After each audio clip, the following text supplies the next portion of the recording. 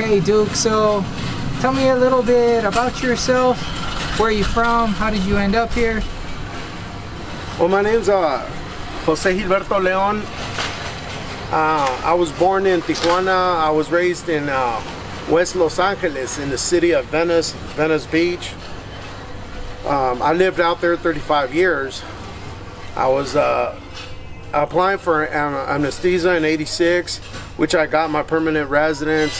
During the time I was growing up, I had committed a couple crimes, such as got busted for guns. I got busted for selling drugs to undercover, gang member, active gang member, and so on. That's a lifestyle I lived out there after I got Americanized. Once my rights were taken away, I was deported for life because of my felonies that I had. There was no way I could qualify to become a USA citizen. So I got my rights stripped for life, and I ended up 2 years in Tijuana. In Tijuana, I started doing all right. It was kind of hard because I had an intimate family, brothers of my dad, may he rest in peace. But they didn't really open up the doors for me because, I had barely got out of the penitentiary. They didn't really know me to my full extent. They knew we were a family, but blood family. They would take me in. Actually, my uncle let me stay 2 weeks at his house, but then he told me, hey, well, there's these call centers. There's work out here for bilingual people. Try to get yourself together and find a place. So as I did, I stayed out there 2 years. It was hard because I couldn't get my paperwork in line. Besides me having an alcoholic and drug addiction problem, I wasn't really stable. So I decided to come out here in Guadalajara. 2 years after I came to Guadalajara, and I do have family out here from my mother's side. I didn't have no friends. I didn't know nobody but some of the family that I have in Oblatos. And I still had my drinking problem. I like to drink. I like to party. The thing is that I have an issue where I keep going, drinking and drinking. So it's always been a problem in my life. When I'm here in Guadalajara, my family helped me out to a certain limit. But also, it was hard for them to trust me. It was them, we know that you were a drug addict, an alcoholic. You got out of the penitentiary. We don't know, your behavior and everything like that. We love you, but to a certain point, right? There's only a certain amount of trust. I didn't really know nobody but my family, but since they didn't open up the doors, I start moving around, trying to find friends, trying to find people I could relate to that spoke English. But there was hardly, at those years, about 10 years ago, there was really nobody I could relate to. I did try to go to other rehabs like AA, but they were pretty much a lot of Hispanics, a lot of Spanish people that would discriminate me because I was bilingual, because I was a pocho. So they didn't really have that understanding. They didn't identify with me, the lifestyle that I lived in the United States. So it was harder for me. I was like the ugly duckling here in Mexico, right? So as time goes by, I stayed there for about 8 months, and I became an armed guard. After that, I worked for about a year. I was sober, I stayed clean, but then pressure at home with the spouse, economically, because I wasn't really getting that much money. So I relapsed. And I remember I met some guys on the street that spoke English, because right away they identified me. He said, "You're a homeboy? You from the United States?" I said, "Yeah, I'm from the city of Venice." And so they call me Duke. I'm from Venice. I lived out there 35 years. I'm a homie, and so on. I said, "Well, look, we have a rehab for homeboys that speak English. People could speak." And I didn't believe them. I didn't really believe that there was such a place where you could be able to use both languages, because I had a bad experience prior to that. So once I came, and I took their word for it. They came, they introduced me to Robert, to Lucky. So once I spoke to Lucky, and I seen some of the guys from different parts of the states, and they were speaking in English, I felt good, because I felt somewhat like you know, back in the States, or someone I could relate to. Maybe not from the same state or the same area, but just by speaking English, I didn't feel that alone. I didn't feel abandoned, or I didn't feel anything of that nature. So as I met Robert, Robert is a counselor, director in drug addiction, alcoholism, and he's treated a lot of the homies. Actually, he knows one of my older homeboys. He came through here before I met Robert, kicking heroin. He's an older homeboy, and so I knew that he knew somebody from Venice. That also helped me out. It kind of like bonded, you know. It's like, oh, okay, you know, one of my older homeboys. Here I am too. I'm glad you have this house to help people like me, you know, where we're not alone. So Robert started treating me, and I treated myself for my alcoholism. I felt like I found friends that I could relate to, something like being in the barrio. You know, you had different homeboys, you have their same style that we had in the United States. So I felt good, you know, I felt peace. I felt like, hey, you know, maybe I'm not being in the United States, but I'm kind of like with my kind, you know, because I'm not discriminated, I'm not looked upon, but they could relate to me and so on. So I started working again, and I started this working at a call center, making roofing appointments for construction companies in the United States. We call Oklahoma, Texas. When Mother Nature hits and they get storms of hail, usually the tennis ball, golf ball size hail that comes down on people's residents damages their roofs. And 99% of the United States is home insured, so the insurance covers those damages. And a lot of people tend to use this instead of going door to door canvassing or just passing out flyers. What we do is call homeowners and ask if we could stop by with certified inspectors and so on. So I worked for this company for about a year, and the owner that was in Michigan, liked the way I carried myself in a professional way, in a good manner, be able to treat homeowners respectfully, and the way I came across and brought the point.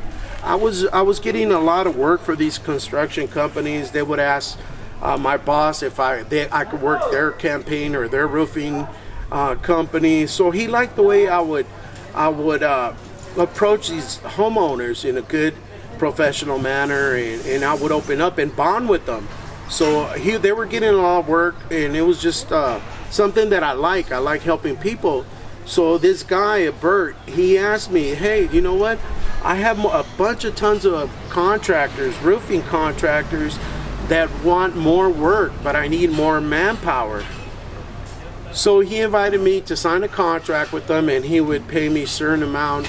It was $35 a lead, and I could offer an agent $20 and just train them the way of my know-how, right? Because I did some, I equipped myself. I did homework on videos on YouTube, how to set up roofing appointments. So I got input. I kind of like went that little extra mile. It wasn't just a script. It wasn't the way you come in and approach the people, but having a little bit more insight really helped me out, open up a lot of more doors for homeowners to accept the roofing appointments.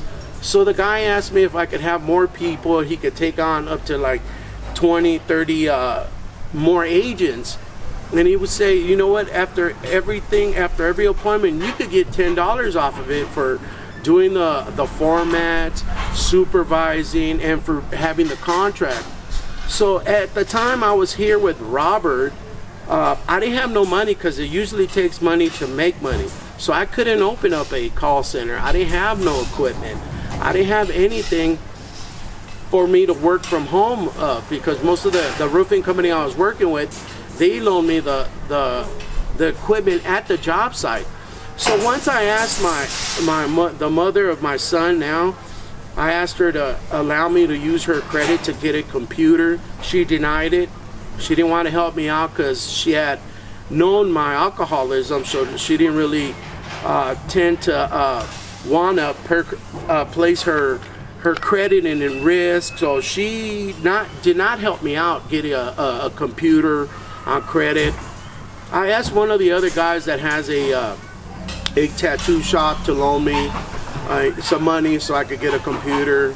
He didn't want to do that. He said he was tired of helping homies out, and they weren't, they were not paying back or so on, right? So that door was closed. So I asked Robert, I said, look, Robert, I have this contractor that wants us to open up a call center, but I don't have no money. I don't have no equipment. So Robert decided to believe in me, which I respect that, and he decided to go ahead and connect, internet. He decided to ask his ex-spouse to let him borrow the computer. So he kind of, he helped me and believed in me that it could be done. That's what I like about Robert, that he believes in people of second chances, that if he could do it, we could do it. So he's always been a good example for us, especially in my life, my personal life. So he ended up bringing me the computer, setting up internet, and he said, go ahead. So and the thing is that I liked about Robert off the top when I got the contract, and I like that statement, and I told him, well, I'll give you half of my money, half, because you're the only one that believed in me. You're the only one that helped me out. You got the computer, you got internet, you got me started, and so on. As soon as everything started kicking off, I had one agent that I knew, a real good agent too. He came on board, and we start working together. Every weekend I would get paid out of my own personal money. I would buy a computer every week, like every other week or every week I would get a computer. Invest in this business. So it started coming along where I had 2-3 computers, and I start buying. Robert told me, hey, no, I don't want half of money. Whatever you think it's fair, whatever you think it's fair that I should have a percentage, that's fine. It's up to you. It's your contract, it's your gig. I know you're using my house, my internet, and so on. And some of the universities also helped them. They donated and helped the program with a couple of computers too. So that helped Robert out. I told him, look, Robert, this is starting to fall into place. We have now 4 or 5 computers, and there was a lot of people that were interested in coming to work for us. And so I started getting people calling me that they were interested in becoming part of the team. Now we had 7-8 computers, and we would buy another computer every week. Each week we would try to invest in the business. So it was real good. It was awesome. Robert, at that time, he was still working for Teletech, but since we were at his house, it was a program. I wanted the program. It helped me. I want to give back. Those that would come, not only would they get rehabilitated and stop using drugs or alcohol, but also be able to stay in the program for a long term, enough to have and build a foundation for themselves, so they wouldn't go back to that lifestyle of drug addiction or alcoholism. But now at the house was also offering employment, not only rehabilitation, not only a well set of mind, peace of mind, and people that can understand you. Little homie love is what we called when you bond and we all could relate, and we look out for one another in a positive way. And so that came to pass, where before you know it, we're doing these roofing appointments. The first year was awesome. We all made money. I was making as an armed guard, I was making $6,500 per month, risking my life as an armed guard. And now that's what I was making a week, $6,500 to $10,000 a week, pesos, for myself. That's great, yeah. For myself. Some of the guys that my real heavy hitters that were also had experience in setting up roofing appointments, each one was taking $7,000 to $9,000 a week, because I would pay nomina, I would make payroll. They would, Bert from Michigan would send me the money. I would go to the bank and have everybody pay every week. So everybody was pleased. They were making all good money. They were getting real nice atmosphere. And the guys that were here getting rehabilitated through the program were doing awesome. Now they were staying longer. Now they were giving themselves a better opportunity because most of the times, like an alcoholic like myself or a drug addict or anybody that comes from the streets and starts having a clearer mind and starts going sober or has not using, starts getting their mind of responsibility, and a lot of homies will leave. And what happens, they would leave the first, second, third paycheck, they would go right back to using again. And being at the house, not only going through the process of the program to get rehabilitated, now they're in the right set of mind where they wanted to keep their job. They wanted to stay here because they would have their visits every weekend. They would have their wives come over. They were able to help them out for their kids, and now they're starting to be responsible. So what happened to that contact? Oh, so we stayed with the call center for 2 years. I'll be real honest with you.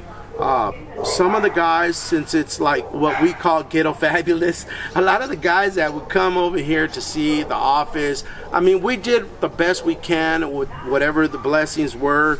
It wasn't like an office. People would figure it's going to be a real, not super elegant office, but an office. And since it was rehab, it was like whatever little things we could use. It was like man-made desk and so on. A lot of people kind of said, oh, kind of yuck. Only us that have really been through, hit rock bottom and lived in the barrio, or was grateful enough to have whatever and make the best out of it, were staying. After 2 years, the guy was in a wheelchair. He was already older. So after 2 years, he passed away. He passed away in Michigan. Real nice guy. Bert was cool. He was a real nice guy. Always helped us out.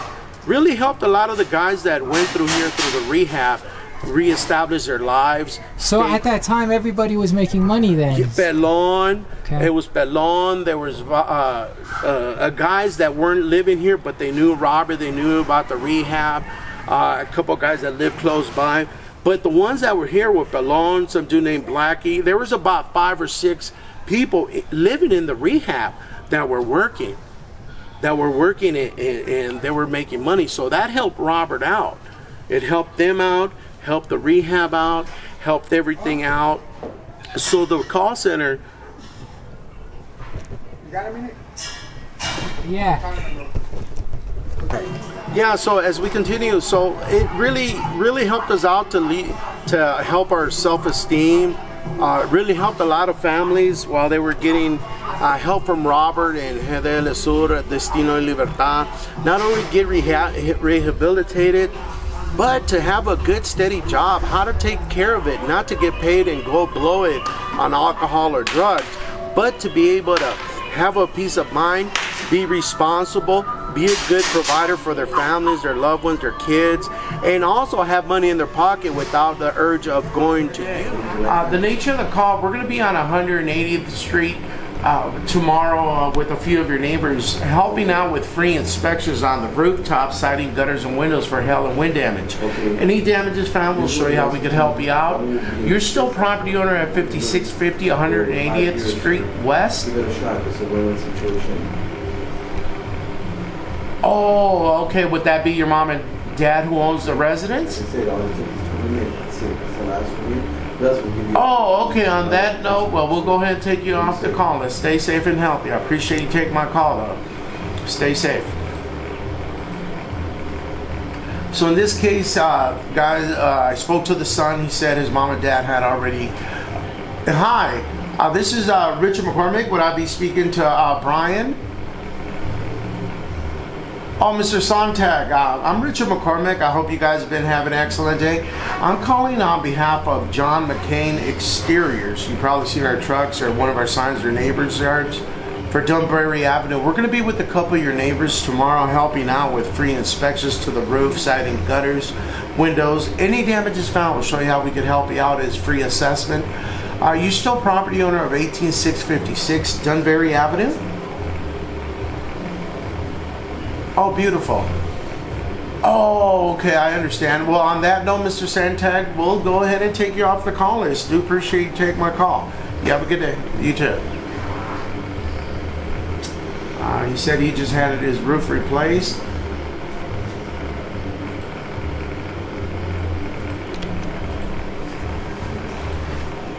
So a lot of these people will wait and to the next storm, or sometimes they don't have enough damages to file the claim, so they'll wait to the next storm. If more damages appear, because what happens is, well, usually when they have hailstorms, maybe they might not be damaged enough on a 10 by 10 test square area that the inspectors do, but the next following storm will cause a little bit more damages. It'll take them overboard and have the insurance cover those damages. And that's how these contractors get great opportunity. Instead of knocking door to door and having their representatives walk all around through the neighborhood, walking and knocking door to door unexpectedly, what we do is set up these appointments already with the homeowner, knowing that one of our certified inspectors that are state licensed, bond insured in their local based company, registered at the Better Business Bureau and on Angie's list. These are legit companies. Will allow an inspector to be there, so they'll be expecting them in the morning or afternoon. Once the inspector arrives, knocks at the door, presents his state license credentials and the list of references, they'll do the inspection. Whether the representative does make the sell or doesn't sell the roof, that's on the roofing company, on their representatives. What we do is to make sure they get a foot on the door. They will be received. They do the inspection. Company gets paid whether they make the roof or sell the roof or not. We get paid on every appointment we set. So this helps companies grow, expand, and not have manpower wasting time door to door. These are already homeowners that are the homeowners, that they do have homeowners insurance, and they have not signed a contract to have the roof replaced.